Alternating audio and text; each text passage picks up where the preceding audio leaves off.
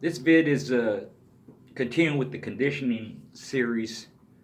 So it's conditioning part 13, I believe, where we're at. And anybody who's conditioned dogs long enough, at some point, and sometimes more often than just once, you know, there's some mishaps. It just things didn't work out. Dog didn't perform like you thought. He didn't behave like you thought. Uh, and you stand there scratching your head, wondering what the hell happened. There's a lot of factors involved, and it's only through experience that you try to eliminate anything that can go wrong. And it could be anything from the dog spooking and running away, uh, not starting off right. And, you might think, maybe I overdexed them, or could be a change of feed, that screwed them up. It could be, his blood count was too low, his blood count was too high. There's all kinds of factors. Sometimes when you try to pinpoint it, it's not just one thing. It's a series of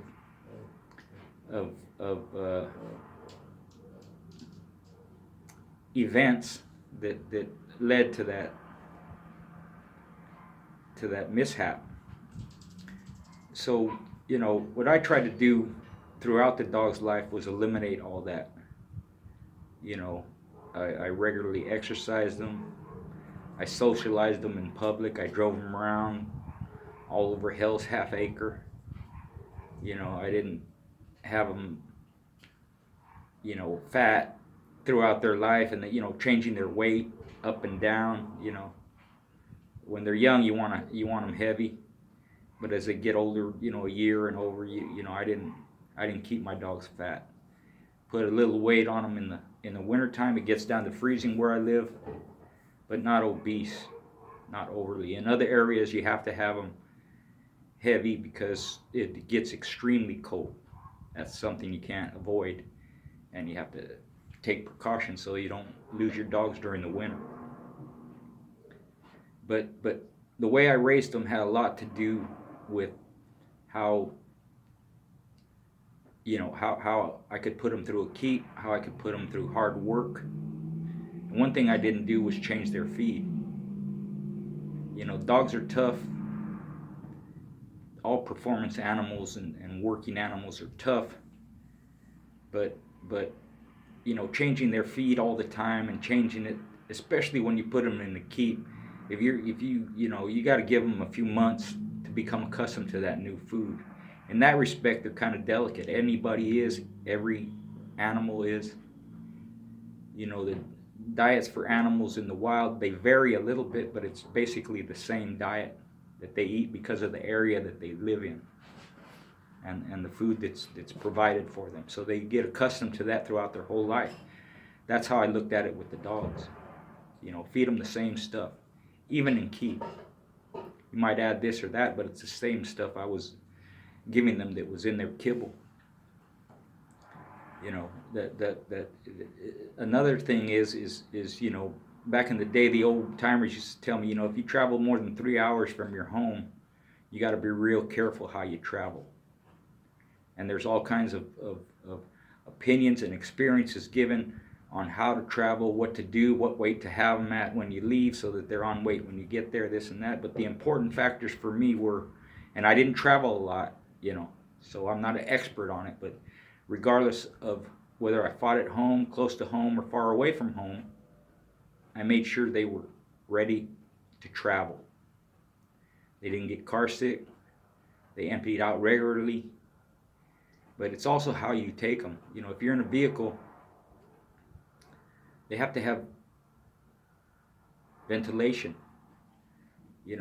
Having them in a compartment where everything's stuffed in and you got people in there and you got your bags and all that stuff, dog doesn't have fresh air, he's gonna drop out. if he's not accustomed to driving on roads that go up and down and bumpy, or he's not accustomed to high elevation, or things like that, that one ride can mess him up. You can offset that a little bit by getting there as early as possible, and there's nothing you can do about a plane ride. Even if you're going to a conformation show, a lot of times I've seen dogs that, people tell me they act this way and they act good, this and that, and they can't figure out, why he's acting like that in the show ring. Why is he all burnt out? Why is he scared? Why is he timid now? Why is he looking around and acting all funny? It's a new environment. They're not accustomed to it.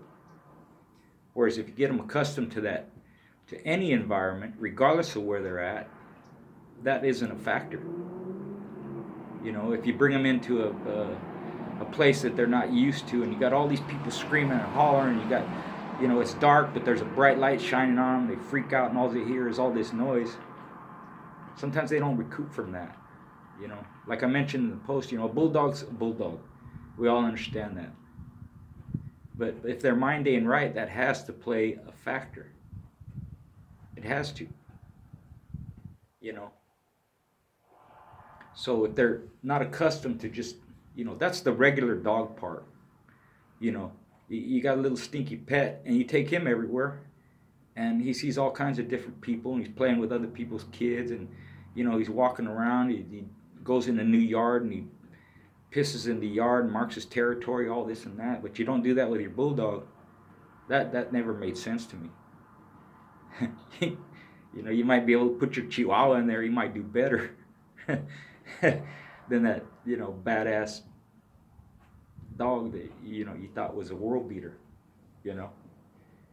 It's just a lot of factors, and trying to pinpoint it down to one, sometimes that's hard. Sometimes it is one thing.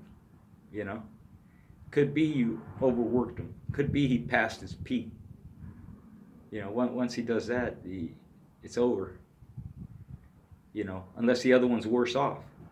Sometimes you have a dog coming up to peak, which is much better than missing it, than overdoing it. And when you put the two together, yours might be a little bit fresher. He might be coming up where the other one might be a little bit past it. You have a better chance of having a W in the outcome. There's been, it's been noted in horse racing, one horse won the Kentucky Derby. He was a lesser horse, but he was peaked. The other one wasn't. He's a little bit past it, or he's coming up. The other one's there, and that peak is just, it's within a few hours,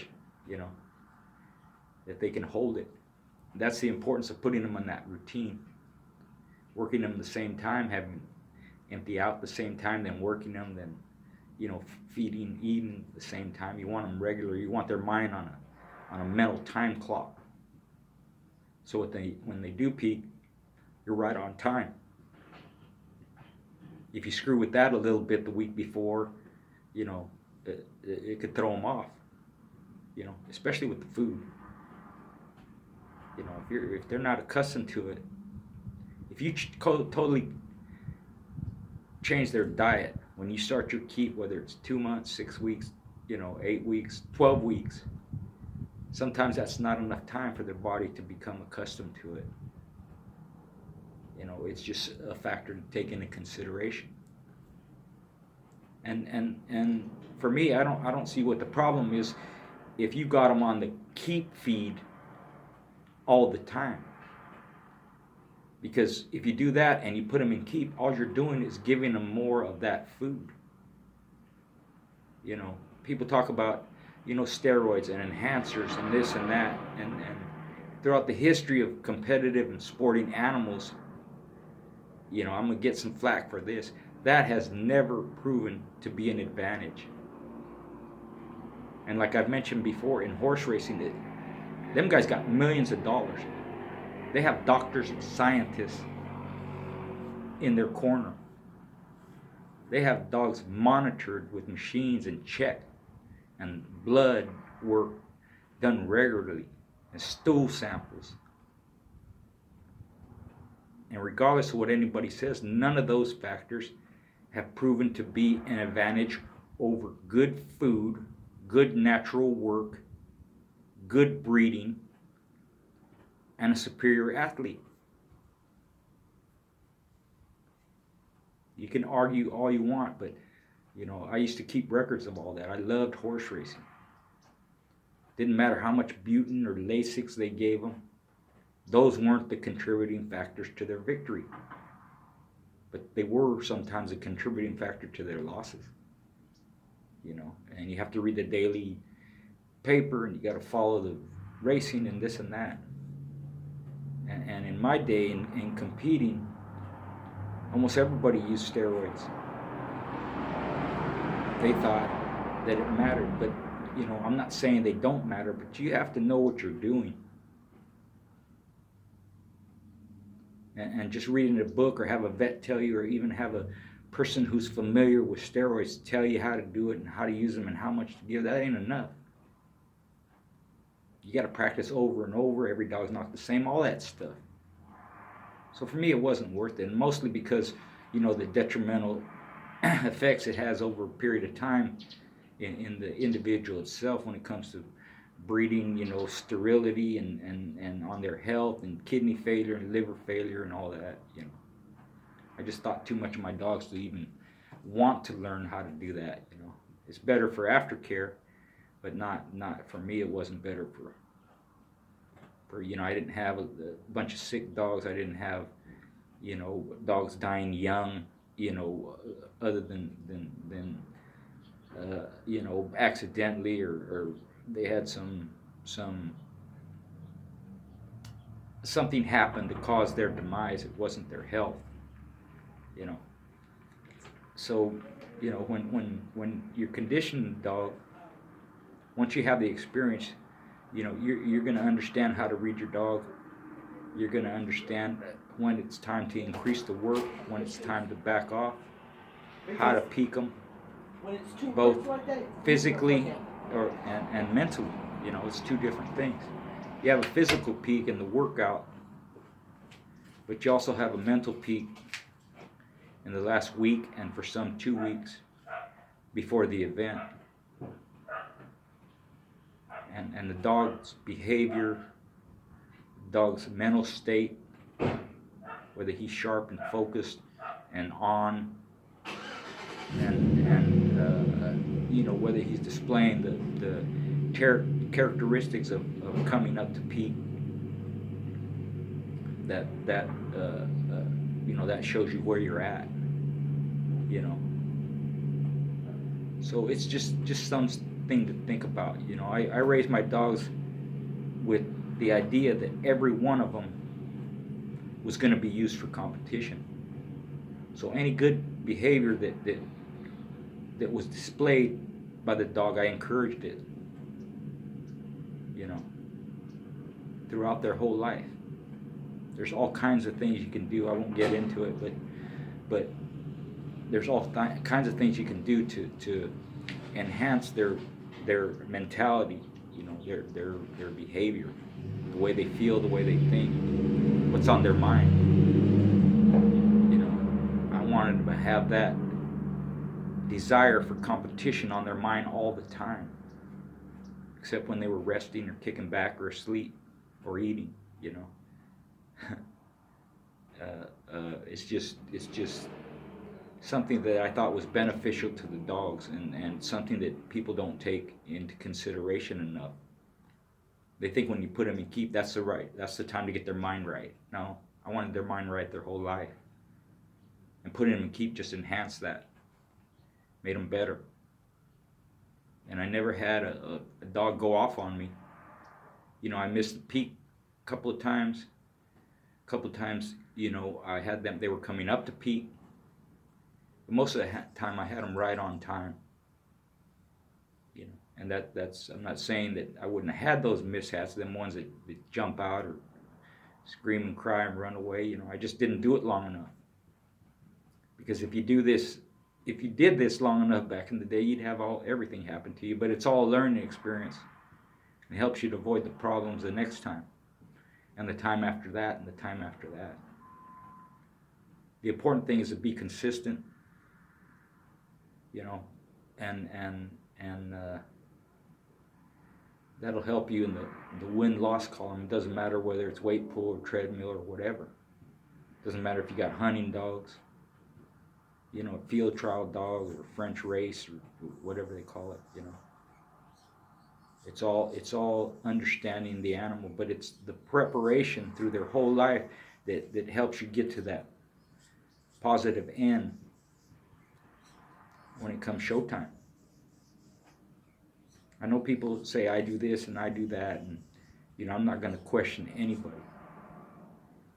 But don't fool yourself into thinking you got all your bases covered, and don't rack your head and pound your forehead into a wall wondering what the hell happened.